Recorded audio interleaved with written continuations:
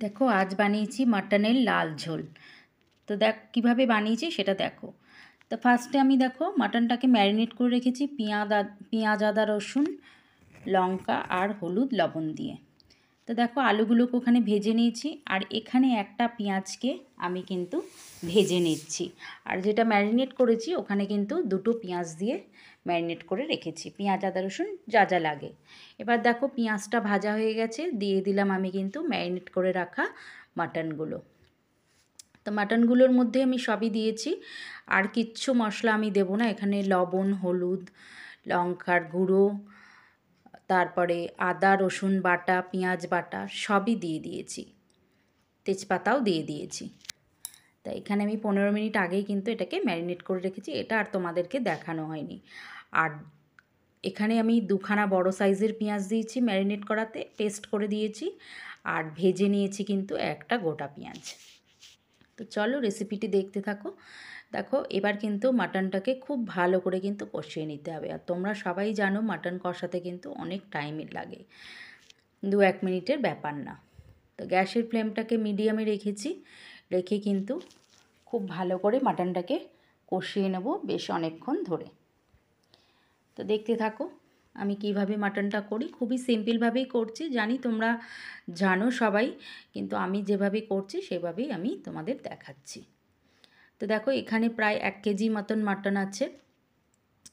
তো এখানে আমি পরিমাণগুলো বলে দিচ্ছি। এখানে বড় সাইজের দুটো পেঁয়াজ দিয়েছি পেস্ট করে, আর একটা পেঁয়াজ কিন্তু ভেজে দিয়েছি, আর একটা গোটা রসুন দিয়েছি, আর ওই মনে করো 2 ইঞ্চি মতন আদা দিয়েছি, আর দিয়ে দিলাম এখানে আমি দুটো টমেটোকে কুচিয়ে রেখেছিলাম। টমেটোটা আর পেস্ট করিনি, এখানে কষানোর মধ্যেই কিন্তু দিয়ে দিলাম। আমার মনে হয় বলো তো টমেটো পেস্ট করে দিলে না মাংসটা খুব একটা ভালো সেদ্ধ হয় না, যেহেতু টকটা আগে পড়ে যায়, তার জন্য আমি কিছুটা কষিয়ে তারপরে কিন্তু টমেটোটাকে এরমভাবে কুচিয়েই দিই, তাতে পুরো টমেটোই গলে যাবে।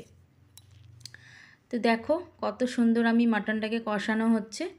মাটনের থেকে যতক্ষণ না তেল ছাড়ছে ততক্ষণ অবধি কিন্তু মিডিয়াম ফ্লেমে কিন্তু কষাতে হবে। হাই করে দিলে কিন্তু মাংস তেল ছেড়ে যাবে, কিন্তু ভালো করে কষানো হবে না।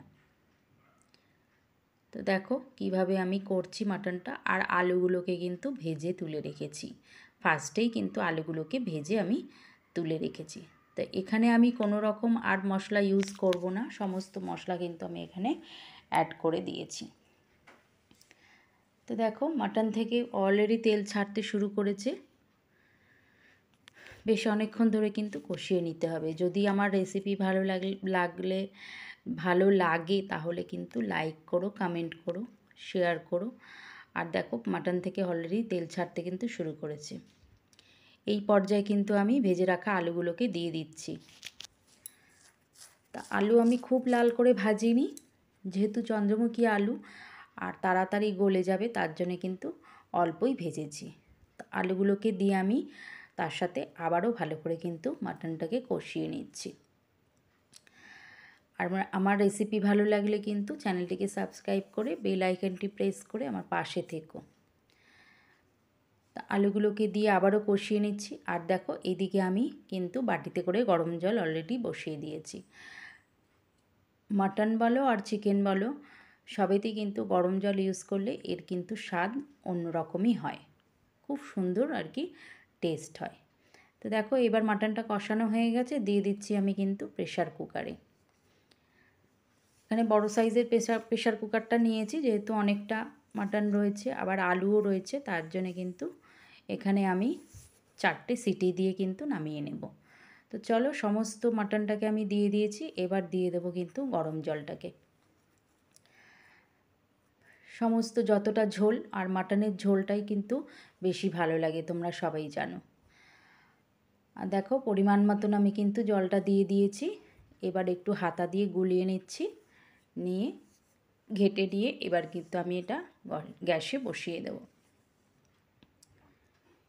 তো দেখো 4টে সিটি মারার পরে কিন্তু আমার মাটনটা হয়ে গেছে। এবার আমি নামিয়ে নিয়েছি, নামিয়ে কিন্তু গ্যাসের মধ্যে বসিয়ে দিয়েছি। এবার কিন্তু আমি দিয়ে দেবো গুঁড়ো করে রাখা গরম মশলা। গোটা গরম মশলাকে কিন্তু আমি গুঁড়ো করে নিয়েছি তেলে। তো এখানে লবঙ্গ আছে, এলাচ আছে, দারচিনি আছে। এই দিয়ে কিন্তু গুঁড়োটা দিয়ে আমি আবারও কিন্তু একটু ফুটিয়ে নেব। তো চলো এবার তোমাদের সার্ভ করে আমি দেখাচ্ছি। দেখো ডেচকিতে ঢেলে নিয়েছি আমি প্রেশার কুকার থেকে। আর যেহেতু গরম মশলা দিয়েছি তার জন্য কিন্তু অল্প সামান্য একটু ফুটিয়ে নিচ্ছি। তো অলমোস্ট আমার মাটনের লাল ঝোল কিন্তু রেডি হয়ে গেছে। ভালো লাগলে কিন্তু লাইক করো, কমেন্ট করো আর চ্যানেলটিকে সাবস্ক্রাইব করে আমার পাশে থেকো।